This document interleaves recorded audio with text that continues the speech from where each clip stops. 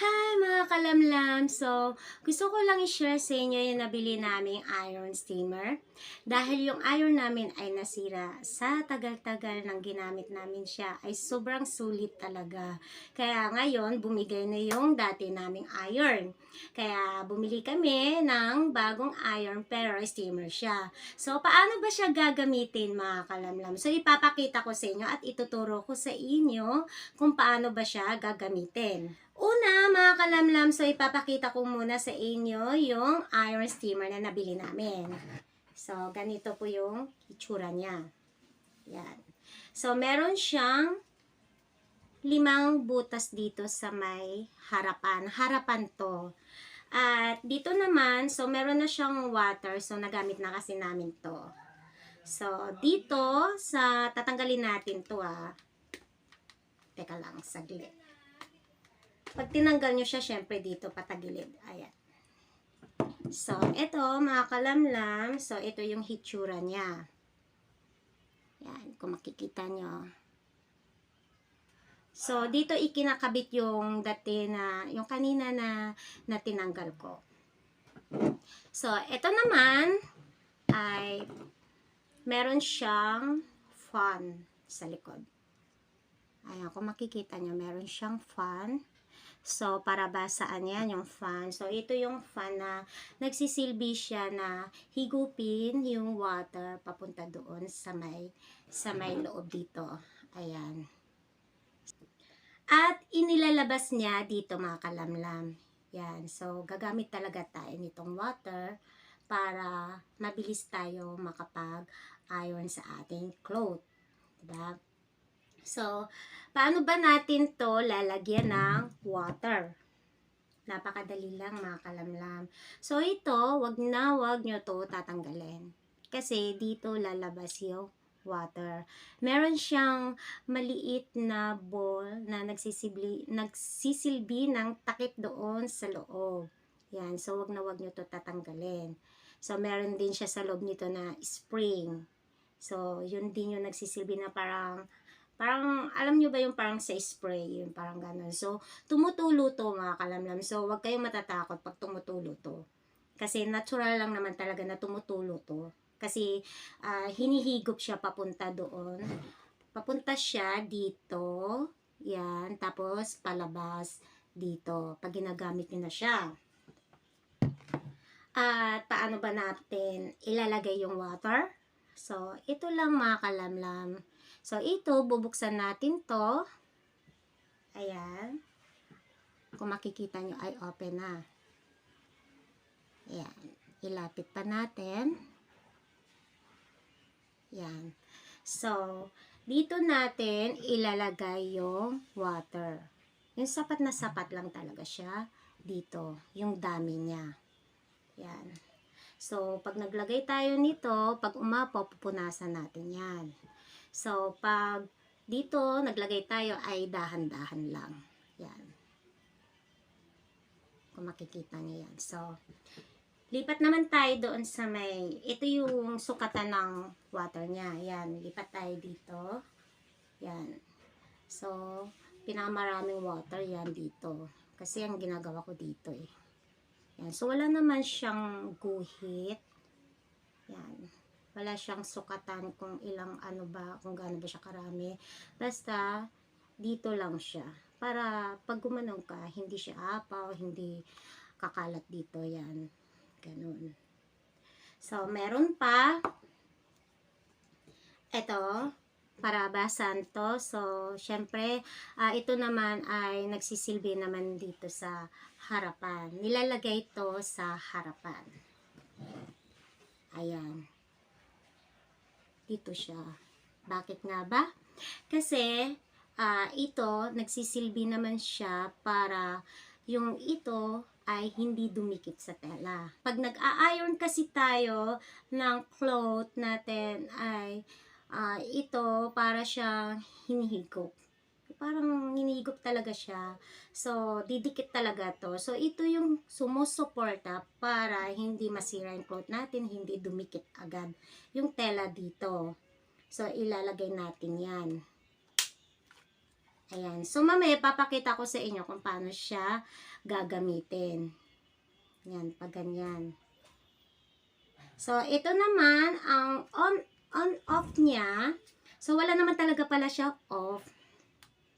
So, ganito lang gagawin nyo. Pag gagamitin nyo siya, steady nyo lang tong daliri nyo. Yan. Yan. Pag na-steady nyo, tuloy-tuloy na yan siya. Ganyan. Pag ganyan, sa cloth nyo, tuloy-tuloy yan. Huwag nyo bibitawan. Pag binitawan nyo, okay lang naman, wala naman problema. Yan, so ganyan lang. So pag ayaw nyo na, pwede nyo siya bitawan. Pag napagod na kayo, pahinga konti yan. So medyo mabigat siya konti, pero okay lang naman. Pag gagamit kayo nito, ay iwasan nyo rin humawak dito dahil dito umiinit ang iron natin pag ginagamit natin siya.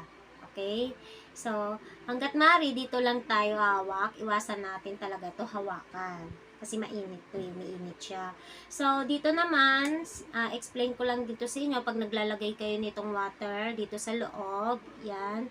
Iwasan nyo na mapatakan to. Pag merong kalat dito na water, punasan nyo kaagad para maiwasan mapatakan to dahil masisira siya pag napatakan siya ng water. So, hindi nyo na magagamit yung iron nyo. So, ito pa, pag tapos nyo na siya gamitin, pahupain nyo yung init ng iron nyo, saka nyo siya ligpitin para hindi rin siya masira din kaagad. At pag nagligpit tayo, titiklopin lang natin to, mga kalamlam. Yan. Yan, ganyan lang siya. Yan. So, pag gagamitin natin siya ulit, ay bubuksan lang natin to ulit. Yan. Ganyan lang. So, ganun-ganun lang, mga kalamlam. Yan. At ito pa, mga kalamlam, pag kayo ay gumamit nito, kung mapapansin nyo ay meron kayo naaamoy na habang ginagamit nyo siya or hindi nyo pa siya ginagamit, basta may naaamoy kayo, okay lang yan mga kalamlam. Huwag kayong mag-alala kasi hindi rin naman siya delikado. At huwag kayong matakot, huwag kayong mag-alangan na gamitin siya kasi okay na okay lang talaga siya na gamitin kahit may naaamoy kayo kasi natural lang talaga yon dahil meron siyang water dito, syempre nagpo-produce siya from there, kaya ayan, so magbubuga siya ng usok dito, so mangyayari, may maamoy ka talaga. So natural lang talaga mga kalamlam, huwag kayong matakot at huwag kayong mag-alala. So magsimula na tayo mag-iron steamer. So lalagyan na natin to water, kaya mga kalamlam, abangan nyo yung mga susunod. Ayan, so lagyan na natin. Yan. Teka lang. Punuin natin siya.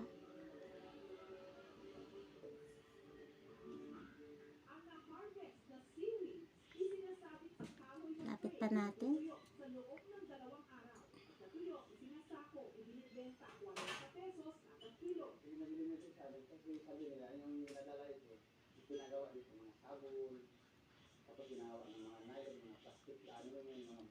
Ayan, medyo mabagal lang kasi.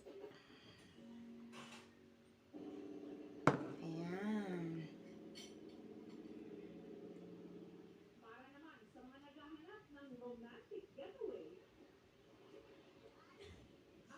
Ayan, so ayan na mga kalamlam.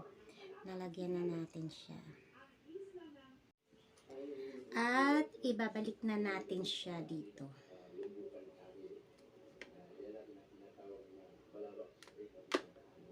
Ayan. Okay, mga kalamlam, so magsimula na tayo. Ayan mga kalamlam, so dito natin gagamitin yung iron steamer natin. Yan, uniform to ng anak ko.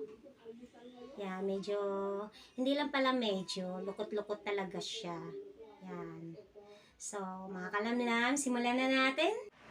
Kaya mga kalamlam, so hawak ko na yung iron steamer. Kaya ito, magsisimula na tayo mag-iron steamer dito sa uniform ng anak ko. Ayan, kung makikita nyo, papakita ko sa inyo, ayan. Bale, umuusok-usok siya. Pag kiniklik siya dito, yan, dito sa ibaba, ay umuusok-usok siya. Huwag niyo masyado ilapit yung kamay niyo, syempre. Yan. So, huwag tayo kabahan kasi natural lang naman yan. Dahil naglalabas siya ng usok dahil doon sa water natin. para matanggal yung lukot ng damit natin. So, try na natin sa may lukot-lukot. Yan. So, kung makikita nyo ay yung brush mismo ay dumidikit doon sa may tela natin. Yan. Tulad nga ng sinabi ko sa inyo, mga kalamlam, itong brush ay nagsisilbi siya suporta doon sa may harapan at sa may tela para hindi sila magdikit. Yan. So, mga kalamlam, napaka-easy lang naman yung gamitin. So, pag naubos tong laman na to, yung water sa may likod nito, ay lagyan nyo lang ulit, ng paulit-ulit. Kung marami kayo pinaplansya, yan, ganyan. Ganyan lang mga kalamlam. Napakadali lang at napakabilis lang naman tanggalin yung lukot. Ayan mga kalamlam, so natapos na yung iron steamer ko doon sa uniform ng anak ko. Yan, ilalapit ko lang sa inyo kung gaano ba siya ka-effective. Yan, diba? Yan. So, napaka-easy lang niya talaga gamitin. Afford na afford pa siya. Kaya, swak na swak talaga siya sa budget niyo, mga mommies, ate. Yan. Yung mga gustong magplansya dyan. So, dito, mamaya, i-continue ko na lang. Hindi ko pa ito tapos eh.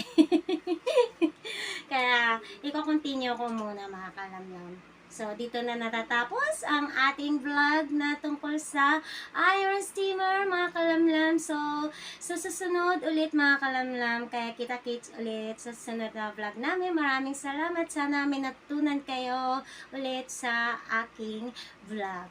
Bye-bye!